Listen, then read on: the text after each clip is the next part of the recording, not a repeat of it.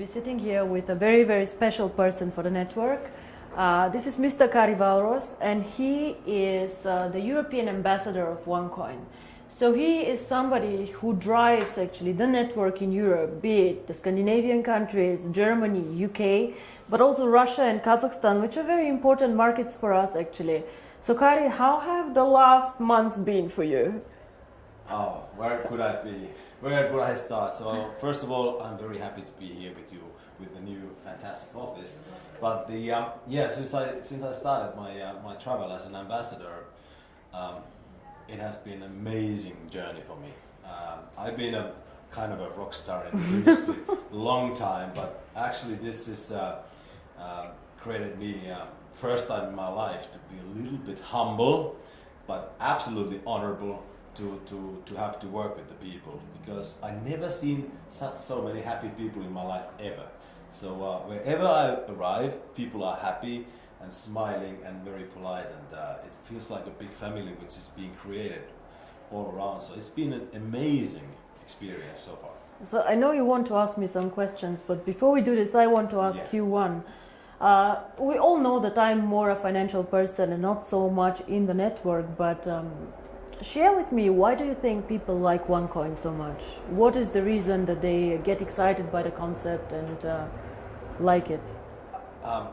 I think first thing is because there are no demands. It's, you can join and you are not asked to do anything. That is something that people are attracted to. And once they get the right information, which is, by the way, not really available because there is so many wrong information, but once you give them the right information, it's so simple and clear and understandable. And I think because there is no demand and people see that they belong something.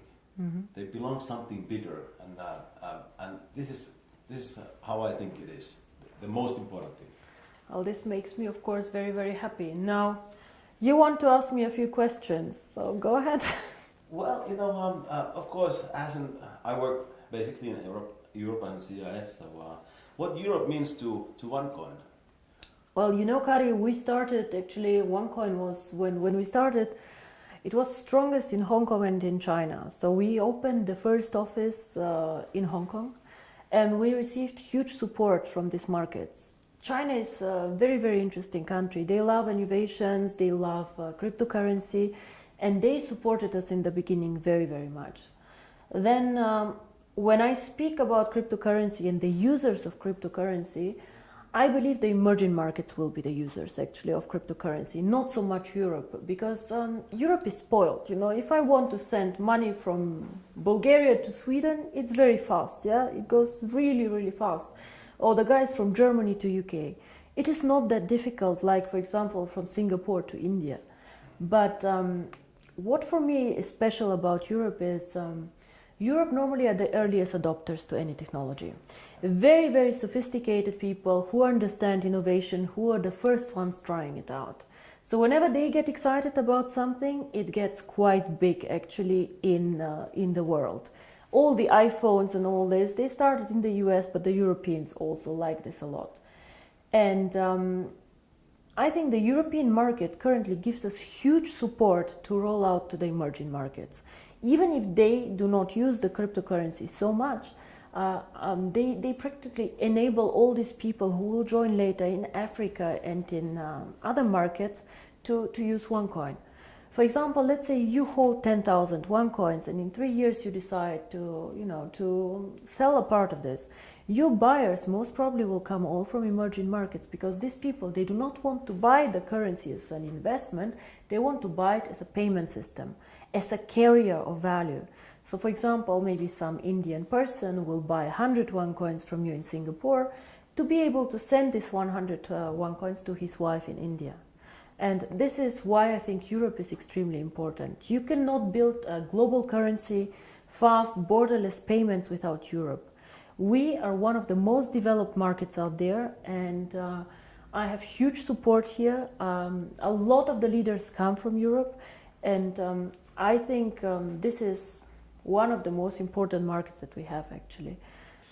All right, well, I'm working in an area that is pretty much known as a wealthy area. Europeans are a wealthy country, and also Russia, Kazakhstan Ukraine. Right. It's really wealthy countries, and they asked me the questions. Well, I know how I answer, but what is it? Because they are limiting the coin sales. So what is your answer to that? That why we are limiting the coin sales so Now, drastically? I see. How they think that So your question somebody is, wants to sell more right. coins. So your question is, some of us mine coins and they go to the internal exchange, Yeah. and some of us sell coins and buy coins. Yeah. So as one coin, as I say, is 1 year old, first of all, it's not like Bitcoin, it is not a liquid market yet. So it means that there might be a day where we have huge demand for coin sales or huge demand for coin buying. And this is why we as a company always say buying and selling the coin should never be a reason why you join. The coin actually needs to be used. So we need to have some time, and I say always it's 3 to 5 years until we really manage to have a usability and a liquid market where you can do unlimited sales and buying actually on the market. Until then, Kari, if you do not have limits, for example, what can happen is that one person with a huge sales order or huge buy order can distort the price a lot. And this is what happens to Bitcoin often. I don't know if you see all this going up, down in a very, very big amount. And this is called volatility, and we do not want to have a very big volatility for our coin. People do not understand how it can be that Bitcoin today is worth $500 and tomorrow only 400 within a day. This is very disturbing, and if you are a merchant who takes Bitcoins, you don't want to have this. Because you want to be sure that if you take a Bitcoin today, it will not be valued 20% or 30% less tomorrow. Of course, you're very happy if it's valued 30% more, but it goes both sides. Absolutely, yeah. So cryptocurrency is one of the riskiest assets actually out there. High volatility, low liquidity on the markets. So for us to achieve a high liquidity, we need to work first on the value creation of the coin, on the liquidity, and it will take time. So all these people, why we have created this exchange? We have created it so people can learn to trade it, but it's not a self, the idea is not just that we go buy and sell the coin there, but we wait for the usability of the coin. This coin is very, very young. We have so much way to go, but we have created miracles already. So I'm looking very, very positive into the future. But remember, the internal exchange is demand and supply. So you have to find somebody who wants to sell coins to buy, and the other way around. So the company itself is not obliged to buy back your coins or to sell your coins. If I don't have coins, I cannot sell them. Yeah? And as a company, we do not buy back the coins. So it's always you selling your coins to somebody else or somebody else buying from you. Don't forget also a bit the time differences. When China sleeps, you're awake, and so on. So sometimes, as I said, the market is not liquid and not efficient yet. And then the other question is, which relate to that, is that how is the value created? Now, there are two questions I think inside here. First is what is the value of cryptocurrency, and the second is how do we determine today if one coin is valued €1, €2, or €5? Yes. So we have a concept which is called mining difficulty. And there are calculators out there on the internet for Bitcoin. Everybody can Google them. You just Google Bitcoin mining difficulty calculator and you see how this is calculated. It's a very, very simple thing. You calculate, one is electricity costs for the mining, and the second is computer power. So to mine a coin, you need obviously a computer to do some calculations and electricity to get the computer running. So depending on these two things, the mining difficulty grows or goes down. It goes both ways. It can go up, it can go down. The more miner join, however, the more people who want to mine, the higher the mining difficulty goes. Because more of them are in the pools. And this is, of course, what happens to one coin. So you can simulate this with these calculators. It's nothing that one coin invented. And this is how we today measure the value of the coin. Yeah? So we say if it costs us €5 to create the coin due to electricity, the servers and the computer power, this is what we think is the appropriate price. Of course, it fluctuates up and down based on demand and supply, but always in a corridor actually that we have set. So this is how we determine the price today. And the second question that you had actually is, but one day we go to the open market, so how do we know what is the value of this cryptocurrency? Why is Bitcoin worth $400 and not 1,000 or whatever? And here in my opinion, there are two things how we determine the value of cryptocurrency. Cryptocurrency is not backed up by anything. We know this. So it's actually worthless. So it's not backed up by gold. It's not backed up by any other asset. OneCoin is not backed up. Yeah? Bitcoin is not backed up. But there's still value inside, and I tell you why. One is, first of all, the brand. Bitcoin currently have a very strong brand. Everybody knows them. They were the first one. Of course, there are always good and bad things about the brand, but they are very well known. Milka Chocolate is a very well-known brand. Procter & Gamble are a very, very strong brand. So the more people joining OneCoin and the more people speaking about OneCoin, the stronger our brand becomes. And this, I think, is something that makes us really a family, because if you go in the network marketing approach and go and sell shampoo, it does not make you stronger if somebody on a sideline sells shampoo. Only your downline makes you happy. But here, if another team makes OneCoin popular out there, this makes also your coin stronger and your team stronger. And this is something very, very special about OneCoin, I think. And so the brand. And we have currently about 2 million paid members. In the database, we have over 10 million people who know about OneCoin. So we for sure have more users than Bitcoin, for sure. We are different, we are in a different system, but there are 2 million people who tomorrow could start using the coin if we want to. And this is great. So this is one part of the value, but most people use Bitcoin currently as value storage, like gold. I put it in the safe and I keep it there, which is okay, but a bit of a dangerous concept. Everything that goes up can also go down, and you're not special. You know, and if you're not special, why use OneCoin? Why not use 2Coin, 3Coin, dark coin, who knows? So we are probably one of, or probably the only company who focuses so much on usability of cryptocurrency. Why cryptocurrency? How can it change the world? And our two slogans are the future of payments or join the financial revolution. We believe that actually cryptocurrency can be a vehicle for money transfers. So for example, as you do Western Union transfers, you can use cryptocurrency to do a transfer. Fast, borderless payments. And there's a huge demand for this. 2 billion of people have no bank account. 2 billion.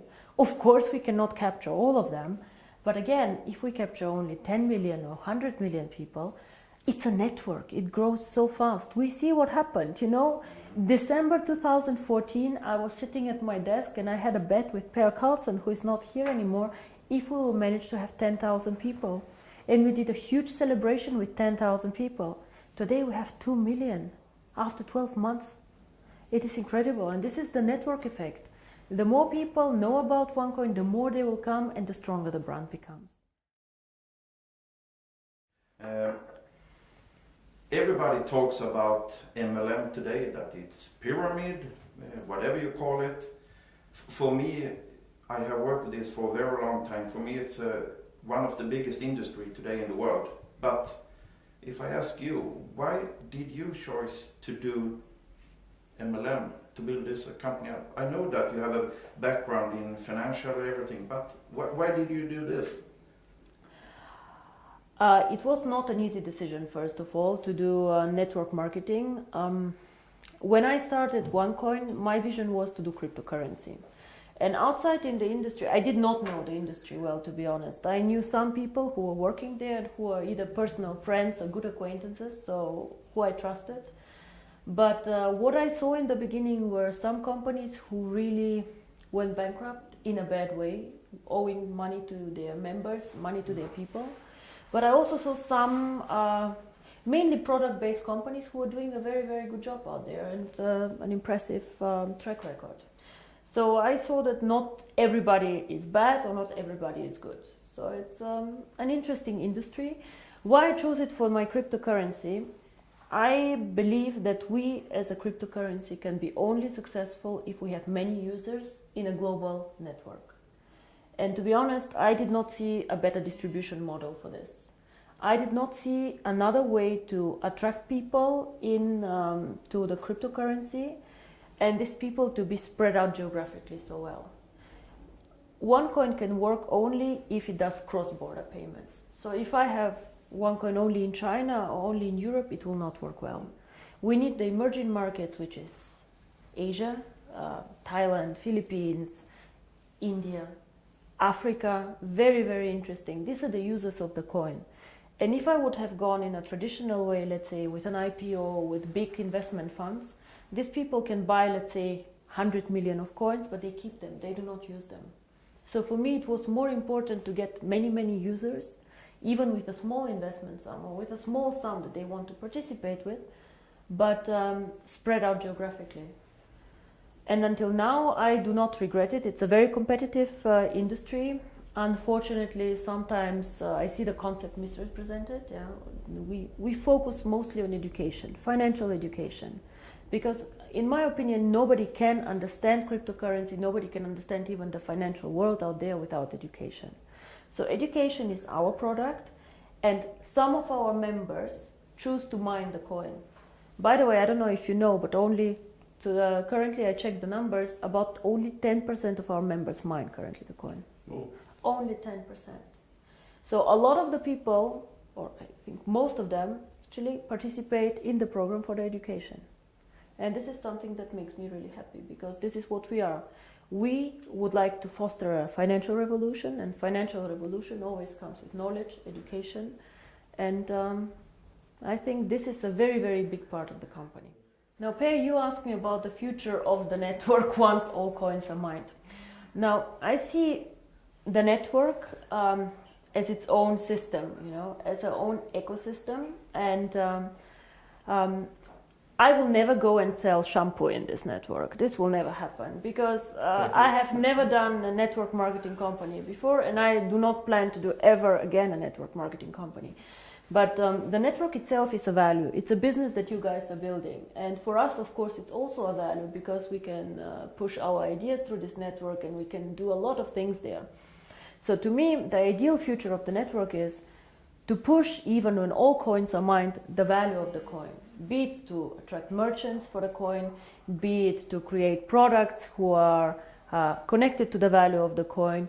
And all what this network should focus on is something that somehow enhances the value of the coin. You guys know that we did some acquisitions, actually some networks that joined us. For example, Conligus, OPN. All these networks somehow helped us to build up the coin. Either they had interesting software for us, or they were geographically interested. But we never let somebody join us just because it's good or just because it's more people. We always strategically think of the future of the coin and how to make it stronger.